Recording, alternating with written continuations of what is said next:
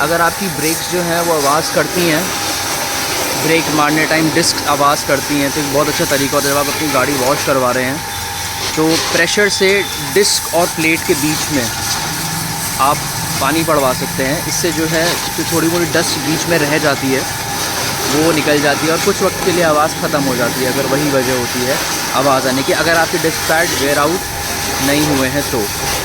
पर मारना निसार भाई, इसके बीच में पानी मारना, डिस्क और उसके बीच में, इधर इधर इसके बीच में मारना पानी। ये काला काला अगर आपको दिख रहा होगा, ये तो निकल रहा है, यही डस्ट होती है जिससे आवाज़ होती है। तो आप ये करवा सकते हैं, इससे आपको हेल्प हो सकती है। बस अब कर लो अपने हिसाब से।